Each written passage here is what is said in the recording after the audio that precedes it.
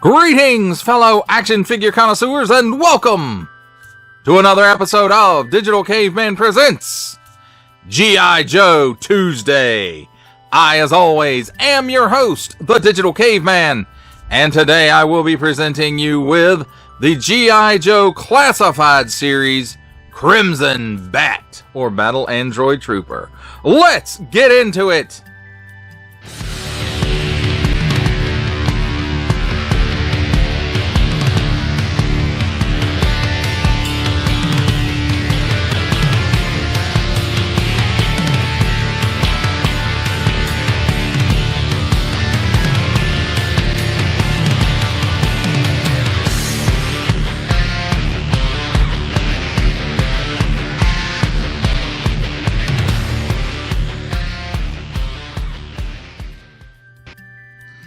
Let's begin with a look at the packaging.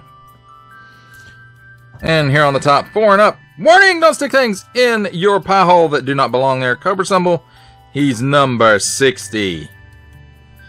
And there is some nice artwork there of the Crimson B.A.T being Batty. Product shot, which is most likely a digital render. G.I. Joe Classified Series, Hasbro print, Crimson B.A.T on the bottom. Small fine legalese print.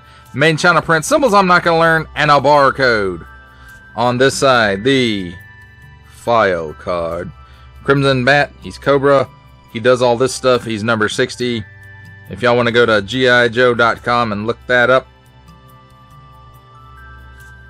you can pause it. Moving right along. Artwork from the front wraps around to this side. And again, that's really nice artwork. One thing that you can say about this plastic-free packaging is the way they package this stuff on the inside. It doesn't get bent up, so that is one plus. And then you get just big artwork all over the packaging.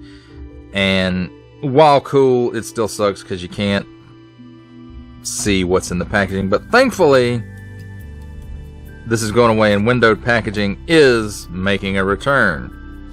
On the back, Crimson B.A.T, he's Cobra. Nice product shot, set of digital renders of the figure and his accessories. And again, there's his skill set. Warning, attention, Octoon, don't stick things in your any language pie hole that do not belong there. Don't give it to the babies. Attention, don't stick things in your French pie hole either. Hasbro print. Parents, GIJoe.com. More small fine legalese made in China print, and that. That, my friends, is a look at the packaging. Let's take a look at the Crimson B.A.T and his accessories. And first of all, I don't really care for the plastic-free packaging, but the best thing about them are these accessory footlockers, and I hope they figure out some way to keep these in when they go back to windowed packaging. It has the series number for the figure, their name, keypad, some handle details on the sides as well as on the top, just details on the bottom, Cobra logos on the back, along with some hinge details, and just a very nice futuristic looking footlocker. And I like them. I think they're a nice addition, and I do hope that they stick around. Now let's take a look at his accessories, and it's nothing new. If you've seen the B.A.T, regular standard issue B.A.T, or own one, or the Python Patrol, you've seen that review. There's nothing new here except the colors, really. So there's the claw accessory,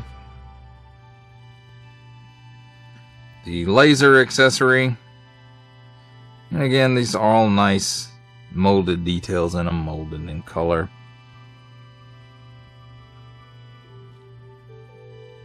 Here's the B.A.T sidearm.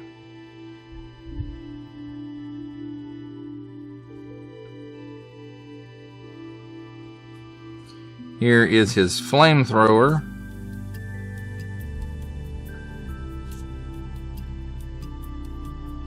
Here's his battle damaged chest piece.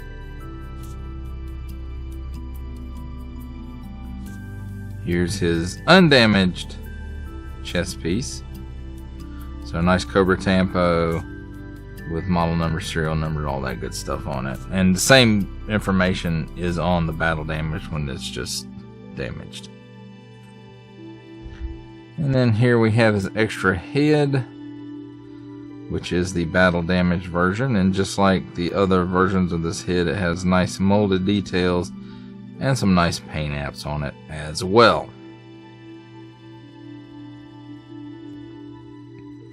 And his last accessory is his backpack, which his extra arm pieces do store in. And they have a post on the bottom, a port in the backpack, and just put them in there. And the way I like to do it is I like to put the flamethrower and the laser in this part, and the claw, there's a port there that the claw just kind of posts into, and that's the way I like to do it. Now these two can go either way, it doesn't matter, but I like the fact that the claw looks better here, in my opinion. So that's how that stores, and of course it just posts onto his back. Well, let's take a look at the figure himself. Nice silver paint app for the visor, and here are these 3 vent slits or whatever they are, and right here, and again that's the same on the other side. This Tampo here, the nice paint apps here in the chest. Most of this seems to be molded in color. Cobra Tampo there, and overall I have to say this looks pretty nice. And the original colors on the bat is the one I still prefer the best, but that may just be nostalgia rather than anything else. And then there's a port for his backpack. Let's take a look at his articulation. Of course, his head is on a dumbbell joint. The neck is a separate piece from the head and the torso, and there's a ball at the bottom, or at least that's what I think it is. I've never pulled one apart. He can look up that high. He can look down that far. He's got some chicken neck going on, so he's got to play Just Dance at Cobra Commander's after hours party. He can do the full Exorcist. There is a butterfly joint at the shoulder, allows for movement that far back and that far forward, and he can raise his arm at the shoulder approximately, well, a little bit better than 90 degrees it looks like. Full 360 degree rotation at the shoulder. Also, there's a cut at the upper bicep for another 360 degree rotation. Double hinged pinless elbow, and it gives you that much bend, which is pretty darn good. 360 degree rotation at the wrist on in and out hinge, and in and out hinge on this side as well. So again, nothing new. There is an ab hinge and a cut at the waist. The waist is on a ball, and in conjunction he can bend backwards that far, crunch forwards that far, and he's got some hula going on in there. He can lean to the left and the right, and a 360 degree rotation at the waist as well. Now he does have that G.I. Joe pull down hinge, and with that engaged in the down position, he can give you about the full splits. He can kick forward about 90 degrees. Some of that may be the holster interfering. Now with the back, it's not. This is a really soft piece. The crotch piece is really soft plastic this time around. But anyway, back about a step maybe. And at the upper thigh, there's a cut for a 360 degree rotation, double hinged pinless knee, and it gives you that much bend. There is also at the mid shin a cut, a boot cut if you will, for another 360 degree rotation, and at the ankles tilts down that far, Didn't want to tilt up, but tilts up that far. And then a forward-facing pin for rocker. And then, of course, you can swap the arm pieces out. Here's his sidearm. Fits nicely into the holster, just like the other versions of the bat, because it's all the same. And you have to keep this belt in position, because if it gets too low, you see the cut here and it looks kind of weird. And then you can, the chest piece pops on. You can see there's a slot right here and here and here, and then there's corresponding tabs on the back side of that. And I think that looks pretty cool. I might actually display this one like that. The first issue, the regular issue of the bat, I'm leaving the chest piece off, so it has that more classic bat look. And then as far as swapping out the weapons, again, the hands just pull out, and these pieces just pop in.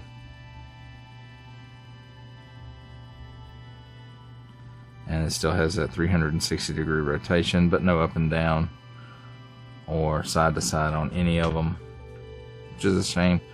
The claw actually could have used a hinge here so it would open and close. That would be cool.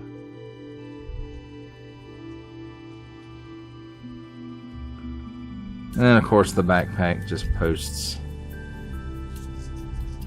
into the port. And there you have it, my friends.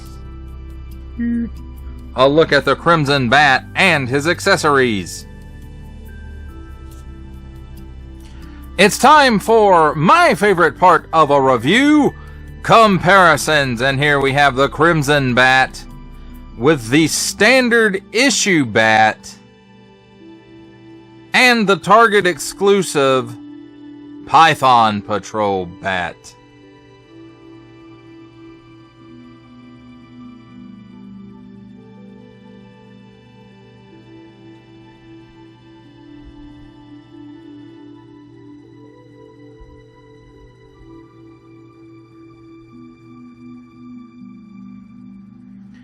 Here we have the G.I. Joe Classified Series Crimson Bat alongside a couple of Action Force baddies.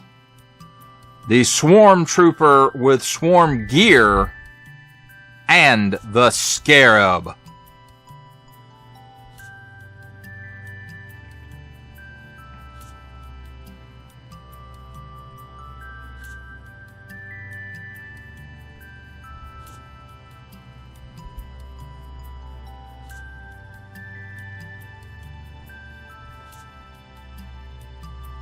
For our final set of comparisons, here we have the G.I. Joe Classified Series Crimson Bat with, from the Marvel Legends series, making his cameo appearance, Stan the Man Lee.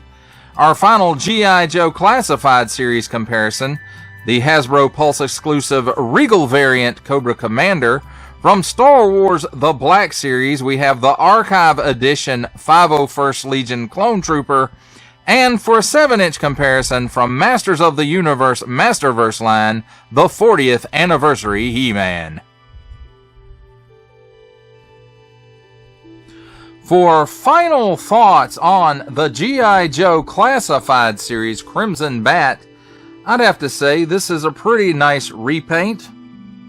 I do like how the colors are more muted than the Python Patrol version of the bat. That guy stands out like a sore thumb, and I don't know what kind of camouflage that's supposed to be. I guess it's just that he has the power of the Python, or whatever that gimmick was. I'm not even sure.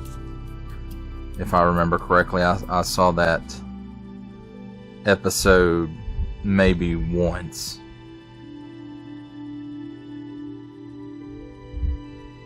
But anyway, this is a nice inclusion for your bats if you're going for all the repaints. I can't wait to see if the Arctic bat actually does have a different head like the artwork that's been floating around the internet, or if that's just some stuff somebody made up that just looks awesomely cool and should come on the figure, if that is not the plan.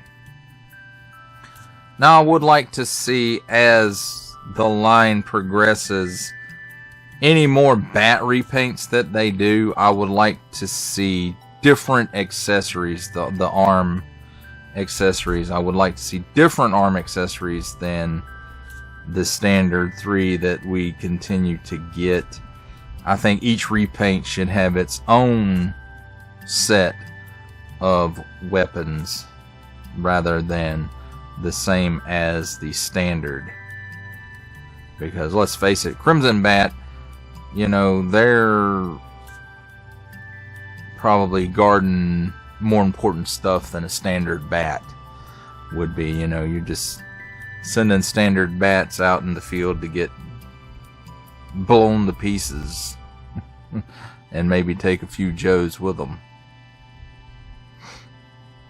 But again, that's something I would like to see. Maybe Hasbro will do that in the future. Maybe we'll actually get to see some different pieces with the Arctic Bat. And in fact, I think according to the artwork that's been floating around, hopefully it's a real thing, there are different attachments for that. So if that is the case, bravo. And if not, then, you know, we get the same old, same old. That does it for the review. I hope that you enjoyed it. I enjoyed making it. Only support from viewers like you make this programming possible. Each view does count, and I do appreciate each and every single view that I receive. Thank you, and thank you so very, very much for supporting this channel through viewing. Comment below, like, share, subscribe if you'd like to see more reviews, or just help the channel out further, or both, that's even better. And don't forget to ding that bell so that in the future you will be notified as my new content becomes available. That's a wrap, folks. I'll see you next time.